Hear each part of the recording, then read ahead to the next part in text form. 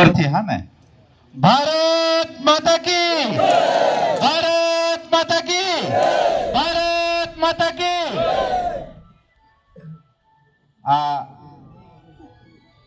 દેવગઢ બારિયા વિધાનસભા અને ઘોડાદર જિલ્લા પંચાયતમાં આમ આદમી પાર્ટીના તમામ ધુરંધર આગેવાનો સાથે આખી જિલ્લા પંચાયતમાંથી તથા આ ગામમાંથી પધારેલા તમામ આગેવાનો, વડીલો, ભાઈઓ તમામને હું દિલથી, હૃદયથી આમ આદમી પાર્ટી પરિવાર વતી તમારું હૃદયથી સ્વાગત કરું છું, આભાર માનું છું। જય માતાજી।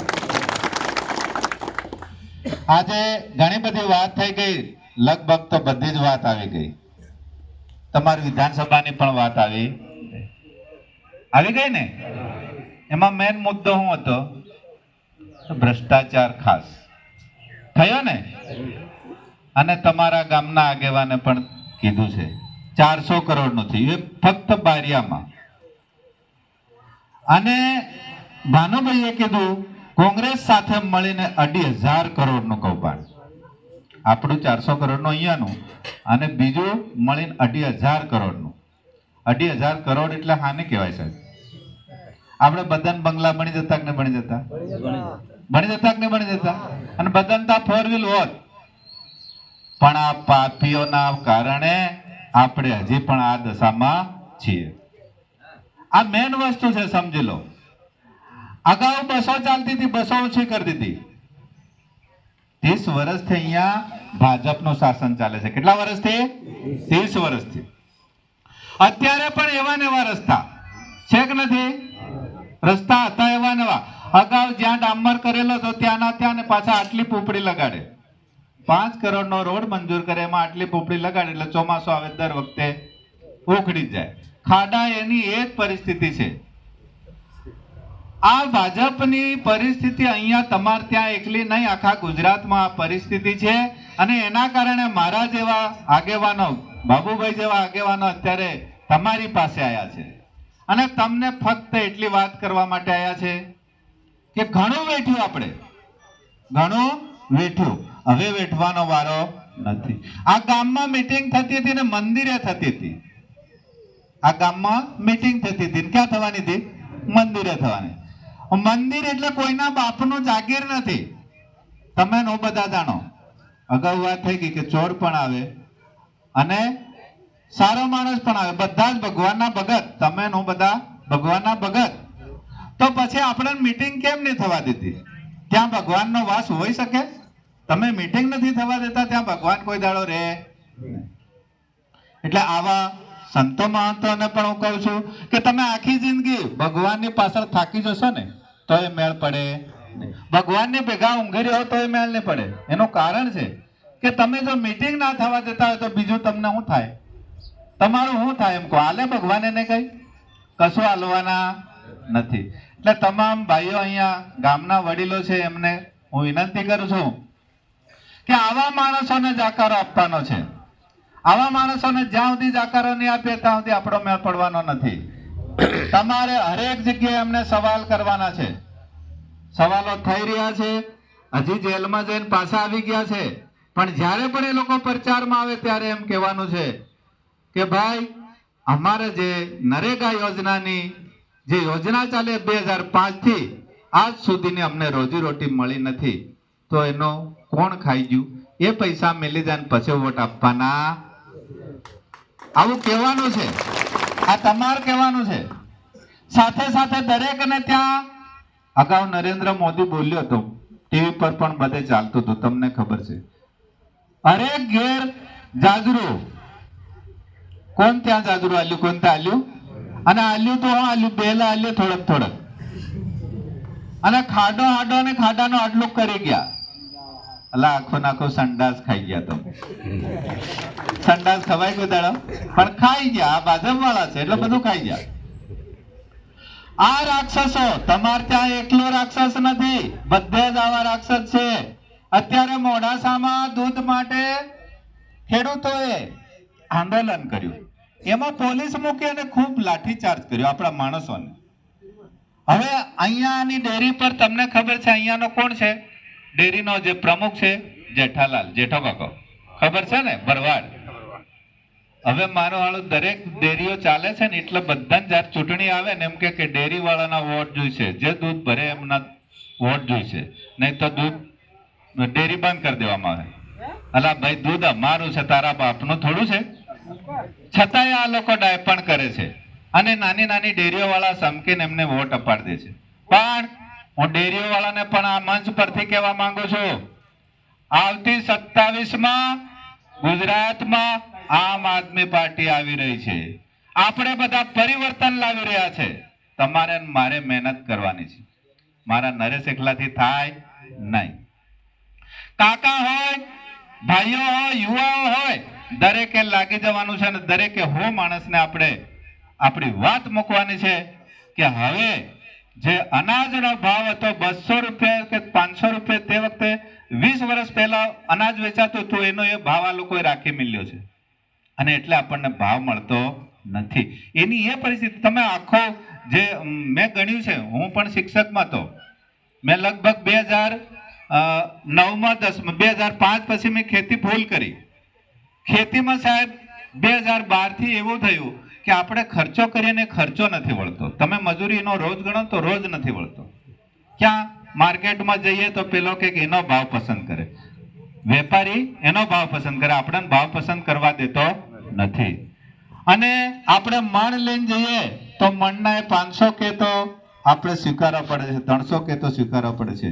પણ તમને હું ખાતરી આપું છું આમ આદમી પાર્ટી વતી કે જ્યારે આમ આદમી પાર્ટી 27માં બેસશે, અત્યારે તમે તાલુકા જિલ્લા તો બિહાર દેવાના છે, પણ 27માં આમ આદમી પાર્ટી બેસશે ત્યારે ખેડૂત ભાવ નક્કી કરશે કે મારા અનાજનો ભાવ 700 રૂપિયા છે તો 700 તમને મળશે.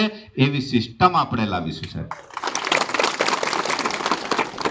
આમ આદમી પાર્ટીની એક બીજી સિસ્ટમ છે વીજળી મફત કરવાની, અને કરીને આપણે બતાવીશું. મને યાદ કરજો 27માં તમે બિહાર દીધો, આ બચ્ચું ખાબરને કાઢ દીધો, મને યાદ કરજો પેલો નરેશ બારીઓ આવ્યો હતો તો 27માં ધારાસભ્ય બિહાડો, ગુજરાતની સરકાર બે એટલે વીજળી મફત કરીશું સાહેબ. મને યાદ કરજો અને મને બોલાવજો, આપણે નજીકના છીએ, કઈ દૂરના નથી. સાથે સાથે અત્યારે સરકારી દવાખાનાની હાલત શું છે? ભાનુભાઈએ કહી દીધું પણ ફરી પાછો કહી દઉં, આપણે સરકારી દવાખાનામાં ક્યારે જઈએ? આપણે કંઈક એક્સિડન્ટ થયો હોય તો જઈએ, દાખલો જોઈતો હોય તો જઈએ, બાકી આપણે સરકારી દવાખાનામાં જતા. અને એના કારણે પેલા ખાનગી ડોક્ટરો મારા બેટા 50 રૂપિયાનો બોટલ આવે પાણી વાળો, ખાલી એક બોટલ ચડાવે એટલે 500 ને 1000 રૂપિયા કે તો આપણે એને આપવા પડે. પણ જ્યારે 27માં આપણી સરકાર આવશે સાહેબ, ત્યારેની વાત કરું છું. આમ આદમી પાર્ટી વતી તમને હું ખાતરી આપું છું કે ખાનગી દવાખાના બંધ થઈ જશે ને સરકારી દવાખાનામાં દરેકનો ઈલાજ થાય. એ સિસ્ટમ સુધારવા માટે હું તમારી આગળ આવ્યો. મેં એમની એમ નોકરી નથી છોડી, પરિવર્તન આ ગુજરાતમાં લાવવા માટે નોકરી છોડી છે. નહીં કે મારા ઘરમાં એકલી, મને ઘણું બધું દુઃખ દર્દ થતું તો મારા ઘરના માણસો, અમે તો સારા હતા, હું શિક્ષક હતો, મારી પત્ની પણ શિક્ષક, મારો બાપ સરપંચ, 60 વર્ષથી અમારા ઘરમાં પંચાયત. પણ આ 30 વર્ષથી જ્યારે ભાજપ બેઠી છે ત્યારે અમારું ખાનદાન તો સુખી છે સાહેબ, આજે પણ સુખી છે. ભલે 3 વખત અમે વિધાનસભા, 2 વખત મારા ફાધર હાર્યા અને આજે હું પણ હાર્યો, પણ આજે પણ અમે સુખી છે, કુદરતની મહેરબાની છે. પણ તમારા મારા જેવા અમારા ઘેરથી સાહેબ પોટલો ભરીને જાય ને ત્યારે મારી આંખમાંથી આંસુ આવતા કે મારા ઘરના માણસો આજે ખેડા જિલ્લામાં જાય, કચ્છ ભુજ જાય, અને એ વખતે રડાઈ જતું ત્યારે મને એમ થતું કે મારે ગુજરાતમાં કંઈક કરવું જોઈએ, ક્યાંક મારે મારું બલિદાન આલીને આ ગુજરાતમાં પરિવર્તન લાવવું જોઈએ. અને ઘણું વિચાર્યું.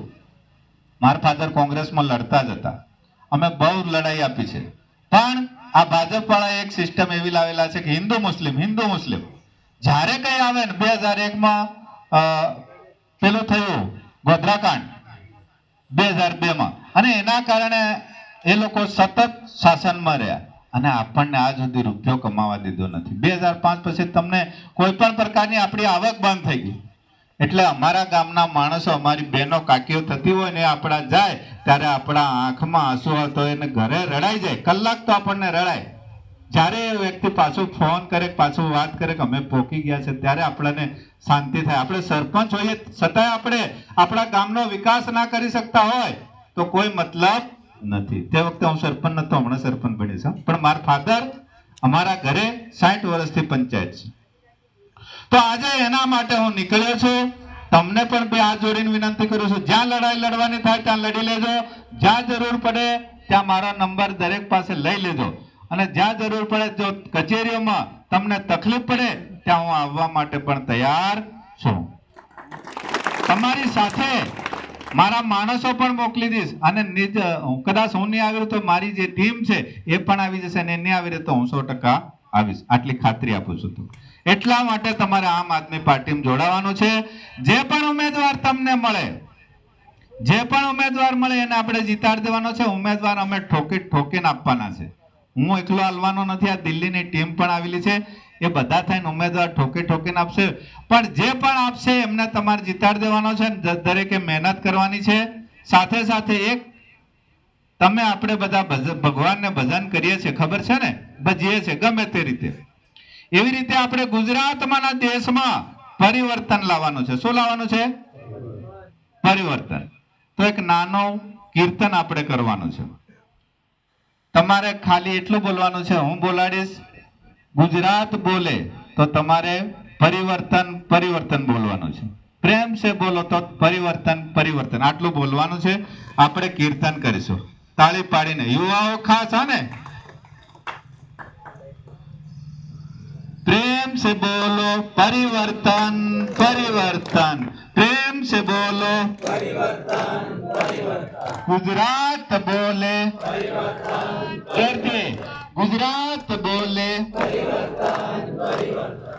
गुजरात बोले मैं बोलो आप बोलो, पाछळ वाला बोले जोरथी, मैं बोलो आप बोले, ब्रह्मा बोले विष्णु बोले